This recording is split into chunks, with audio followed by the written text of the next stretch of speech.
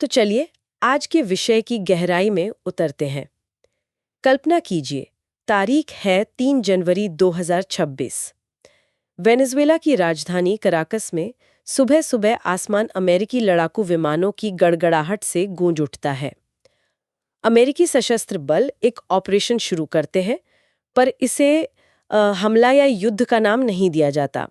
इसका नाम है सटीक कानून प्रवर्तन अभियान। और ये नाम बहुत सोच समझकर चुना गया था, क्योंकि लक्ष्य सिर्फ सैन्य ठिकाने तबाह करना नहीं था।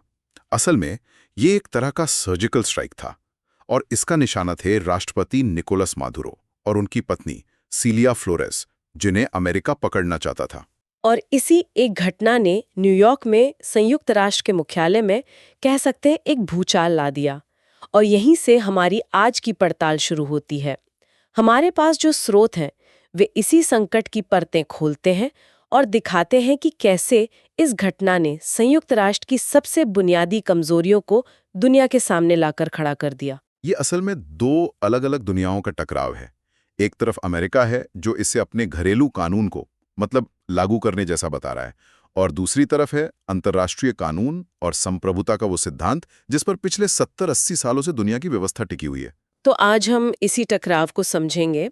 अमेरिका अपनी कार्रवाई को सही ठहराने के लिए क्या दलीलें दे रहा है, दुनिया के बाकी देश इसे किस नज़र से देख रहे हैं, और सबसे बड़ा सवाल, इस घटना ने संयुक्त राष्ट्र की सबसे ताकतवर संस्था सुरक्षा परिषद के डिजाइन में मौजूद खामियों को कैसे उजागर किया है। तो शुरू करते हैं अमेरिका के नजरिए से। एक संप्रभु देश में अपनी सेना भेजना कोई छोटा कदम तो है नहीं। आखिर उन्होंने इसका आधार क्या बताया? यहीं पर अमेरिका ने एक बहुत ही चतुर लेकिन विवादास्पद कानूनी दांव खेला। उनका पहला तर्क ये था कि ये वेनेजुएला देश पर हमला है ही नहीं, ये तो एक आपराधिक संगठन के सरगना को पकड़ने की कार्रवाई है। एक मिनट, मतलब वो एक चुने हुए राष्ट्रपति को एक अपराधी सरगना बता रहे थे? बिल्कुल। अमेरिकी सरकार के मुताबिक निकोलस मादुरो एक वैध राष्ट्राध्यक्ष नहीं, बल्कि एक मादक आतंकवादी संगठन के मुखिया थे, और उन पर अमेरिका में बाकायदा केस चल रहा था। तो उन्होंने इसे एक अंतर्राष्ट्रीय पुलिस एक्शन की तरह पेश किया। ठीक है, लेकिन इसे अंतर्राष्ट्रीय कानून के दायरे में कैसे लाया गया? क्योंकि दुनिया तो इसे एक देश पर हमले की तरह ही देख रही होगी। इसके लिए उन्होंने संयुक्त राष्ट्र चार्टर के अनुच्छेद 51 का सहारा लिया, जो हर देश को आत्मरक्षा का अधिकार देता है। और यहां उन्होंने आत्मरक्षा की परिभाषा को बहुत दूर तक खींच दिया। उनका दावा था कि वेनेजुएला से हो रही ड्रग्स की तस्करी कोई सामान्य अपराध नहीं, बल्कि अमेरिका पर एक लगातार चलने वाला सशस्त्र हमला है। ड्रग्स की तस्करी एक सशस्त्र हमला? ये तो एक बहुत बड़ी और नई व्याख्या है। क्या अंतर्राष्ट्रीय कानून में इस दलील का कोई आधार है, या ये पूरी तरह से एक नई चीज है? ज्यादातर कानूनी जानकारों के लिए ये एक चौंकाने वाली व्याख्या थी। आमतौर पर सशस्त्र हमला का मतलब होता है एक देश की सेना का दूसरे देश पर हमला। अमेरिका की ये दलील एक तरह से अंतर्राष्ट्रीय कानून की किताब को अपने मतलब के लिए फिर से लिखने जैसी थी, जिसने कई देशों को हैरान और परेशान कर दिया। ये तो हुई अमेरिका की दलील, जो शायद उन्होंने अपने घरेलू दर्शकों और कुछ सहयोगियों के लिए घड़ी होगी। लेकिन मुझे यकीन है कि दुनिया के बाकी 190 से ज्यादा देश इसे इस नज़र से नहीं देख रहे थे। अंतर्राष्ट्रीय कानून की किताब इस बारे में क्या कहती है? अंतर्राष्ट्रीय कानून की तस्वीर बिल्कुल साफ है, और इसकी एकदम उलट है। संयुक्त राष्ट्र चार्टर का अनुच्छेद 2, जो इस पूरे सिस्टम की नींव है, साफ तौर पर कहता है कि कोई भी देश किसी दूसरे देश की सीमाओं या राजनीतिक आज़ादी के खिलाफ बल का इस्तेमाल नहीं करेगा। ये एक लक्ष्मण रेखा है जिसे पार नहीं किया जा सकता। और हमारे स्रोत में संयुक्त राष्ट्र मानवाधिकार उच्चायुक्त के एक बयान का भी जिक्र है, जो इसी बात पर जोर देता है। हाँ, और वो बयान बहुत महत्वपूर्ण है। उसमें कहा गया कि मानवाधिकारों के उल्लंघन के लिए जवाबदेही तय होनी चाहिए, लेकिन इसका तरीका एक तरफा सैन्य कार्रवाई नहीं हो सकता, क्योंकि ऐसा करना खुद अंतर्राष्ट्रीय कानून का सबसे बड़ा उल्लंघन है। सीधी सी बात है, आप कानून तोड़ने वालों को पकड़ने के लिए खुद कानून नहीं तोड़ सकते। तो जाहिर है ये मामला 5 जनवरी 2026 को संयुक्त राष्ट्र सुरक्षा परिषद की आपातकालीन बैठक में पहुंचा।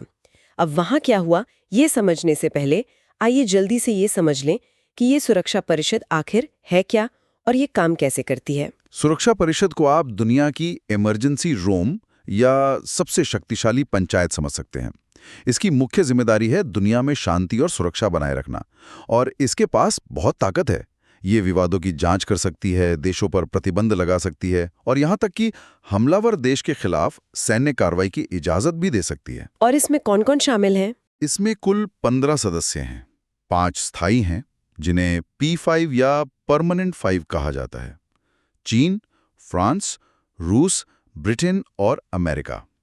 ये द्वितीय विश्व युद्ध के विजेता देश हैं। बाकी 10 सदस्य अस्थायी होते हैं, जो 2 साल के लिए चुने जाते हैं। और इन 5 स्थायी सदस्यों के पास एक सुपर पावर है, वीटो पावर। बिल्कुल। कोई भी बड़ा प्रस्ताव पास होने के लिए 15 में से 9 वोटों की जरूरत होती है, लेकिन शर्त यह है कि उन 5 स्थायी सदस्यों में से किसी ने भी नहीं में वोट ना किया हो। अगर एक ने भी वीटो कर दिया तो प्रस्ताव वहीं ढेर हो जाता है। और यहीं पर इस पूरी व्यवस्था का सबसे बड़ा विरोधाभास और विडंबना सामने आती है ना?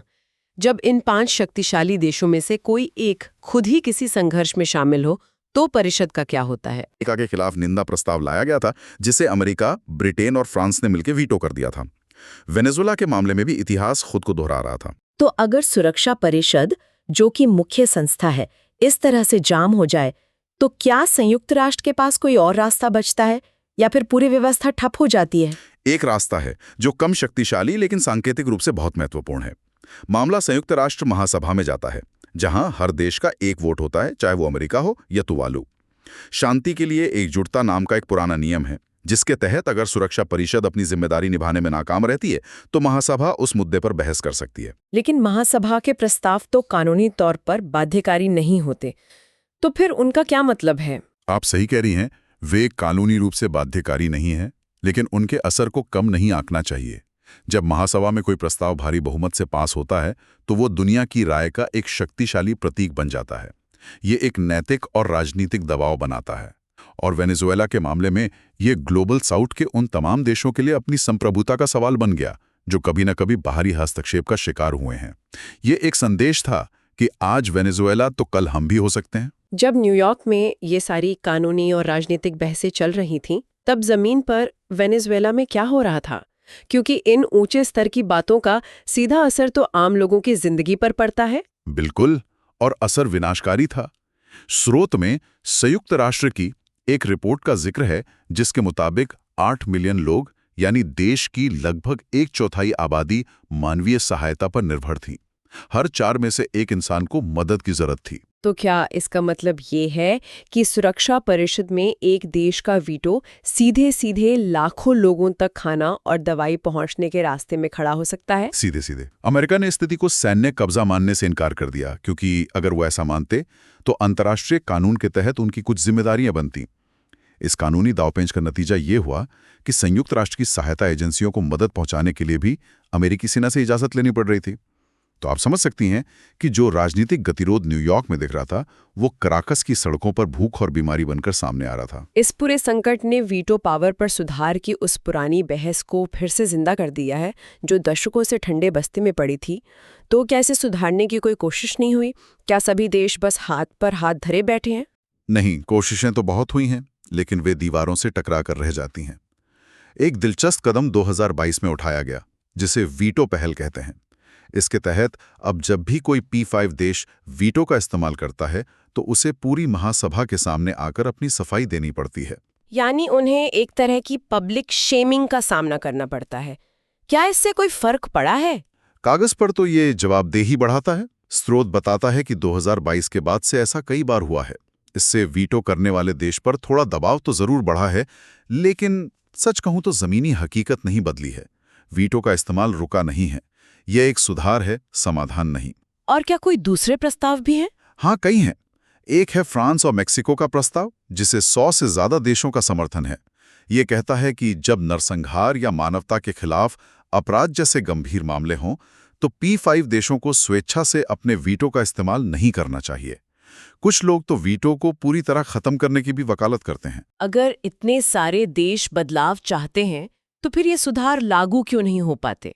आखिर पेच कहाँ फंसा है? और यहीं हम इस सिस्टम के सबसे बड़े मजाक, या कह सकते हैं सबसे बड़ी त्रासदी पर आते हैं। इसे ऐसे समझिए कि आपने 5 लोगों को नियम तोड़ने का एक सुपर पावर दिया है। अब आप बाकी 190 लोगों के साथ मिलकर उस सुपर पावर को छीनने के लिए वोटिंग करना चाहते हैं। लेकिन नियम ये है कि उस वोटिंग को पास करने के लिए उन 5 लोगों की हाँ भी जरूरी है। तो वे कभी हाँ कहेंगे ही नहीं? कभी नहीं। संयुक्त राष्ट्र के चार्टर में कोई भी बदलाव करने के लिए सभी 5 स्थायी सदस्यों की सहमति अनिवार्य है। यानी जिन देशों की शक्ति को कम करने की बात हो रही है, उन्हीं के पास उस बदलाव को रोकने की भी शक्ति है। ये एक ऐसा दुष्चक्र है जिससे बाहर निकलना लगभग नामुमकिन है। तो इस पूरी चर्चा का सार यही है कि वेनेजुला में हुई एक सैन्य कार्रवाई ने हमें दिखाया कि 1945 में बनाया गया ये सिस्टम 21वीं सदी की हकीकत से कितना दूर है। इसकी बुनियाद में ही एक ऐसी खामी है जो इसे अक्सर बेअसर बना देती है। बिल्कुल। मुख्य मुद्दा वीटो प्रणाली है, जो इन 5 देशों को बाकी दुनिया के प्रति जवाबदेही से लगभग मुक्त कर देती है और संयुक्त राष्ट्र के मूल मिशन को ही कमजोर करती है।